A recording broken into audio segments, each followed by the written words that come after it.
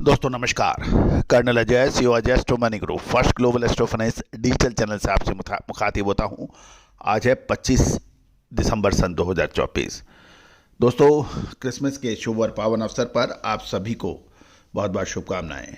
Santa Claus आपके घर और परिवार में सुख और शांति की बरसात करे, ऐसी हमारी कामना है। दोस्तों, अजय एस्ट्रो मनी गुरु देश का पहला चैनल है जो कमोडिटीज पर आपको अपडेट और विश्लेषण लगातार प्रस्तुत करता है। 42 कमोडिटीज, 5 बाजारों के बारे में, 5 देशों के बाजारों में हम आपको अपडेट देते हैं। आज के इस एपिसोड में हम चर्चा करेंगे अमेरिकी और चाइनीज बाजार के बीच में जो तनाव की संभावनाएं दिखाई दे रही है, क्योंकि जनवरी 20 को नए अमेरिकन प्रेसिडेंट डोनाल्ड ट्रंप शपथ लेंगे और उसके बाद ये कयास लगाया जा रहा है कि डोनाल्ड ट्रंप चाइना को लेकर कुछ महत्वपूर्ण निर्णय ले सकते हैं। इसको देख के खासकर सोयाबीन पर क्या प्रभाव पड़ सकता है, मक्का और दूसरी फसलों पर क्या प्रभाव पड़ सकता है, उसके ऊपर हम विस्तृत चर्चा करेंगे। उम्मीद है ये शो आपको पसंद आएगा। जानिए रिपोर्ट विस्तार से।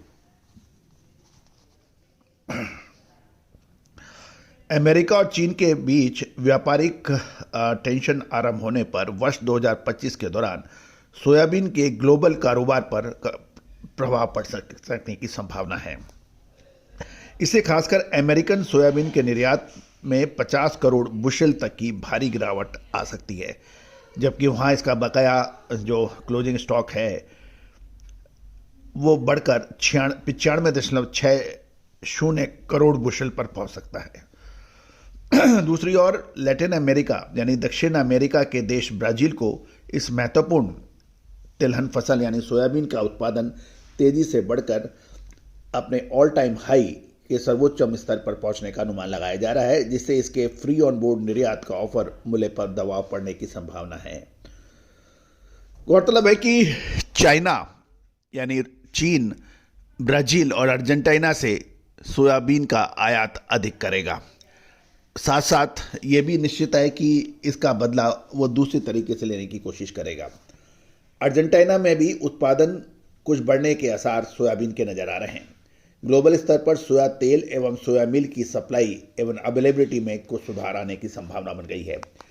20 जनवरी सन 2025 को डोनाल्ड ट्रंप अमेरिका के राष्ट्रपति पद की शपथ लेंगे। उसके बाद चाइनीज सामानों पर आयात शुल्क बढ़ोतरी का निर्णय की संभावना बन रही है, जिसका संकेत पहले भी हम लगातार दे रहे हैं। लेकिन चीन भी अमेरिका से सोयाबीन और मक्का का आयात घटा सकता है। सोयाबीन आयात के लिए उसके पास ब्राजील जैसा एक महत्वपूर्ण ऑप्शन या विकल्प मौजूद है।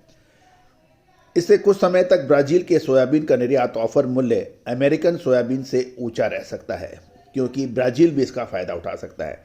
लेकिन चूंकि ब्राजील में इस बार सोयाबीन का शानदार और ऐतिहासिक उत्पादन में बढ़ोतरी होने की उम्मीद है, इसलिए वो लंबे समय तक इसका फायदा शायद ना उठा सके।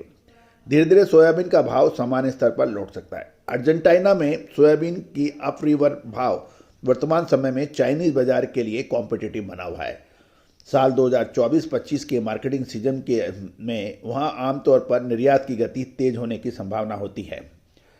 गौरतलब है कि ब्राजील में सोयाबीन की बिजाई काफ़ी विशाल क्षेत्र में पूरी हो चुकी है, जिससे अंतर्राष्ट्रीय बाजारों में तिलहन की कीमतों के ऊपर अब प्रश्न चिन्ह लग रहा है।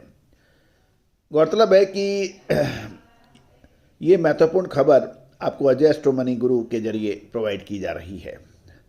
दूसरी ओर इंडोनेशिया की बात करें तो इंडोनेशिया के अंदर भी पाम तेल का उत्पादन और स्टॉक के जो आंकड़े हैं वो काफ़ी उत्साहवर्धक है। इंडोनेशिया ने अक्टूबर में 28.9 लाख मैट्रिक टन पाम तेल का निर्यात किया, जो पिछले साल के 30.1 इंडोनेशियन टन से कम है, परंतु सितंबर में 22.6 इंडोनेशिया टन से अधिक है। अक्टूबर में इंडोनेशिया ने 44.2 इंडोनेशिया टन क्रूड पाम तेल का उत्पादन किया, जो पिछले महीने से लगभग 10% अधिक है।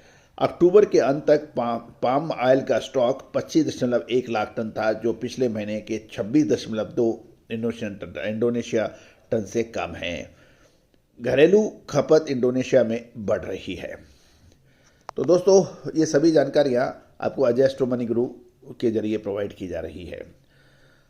आगे क्या होगा, हम लगातार आपको अपडेट और विश्लेषण देंगे। मक्की के पर भी हमारा एक जो अपडेट है वो देखना बिल्कुल ना भूलें। All the very best, good luck, happy trading.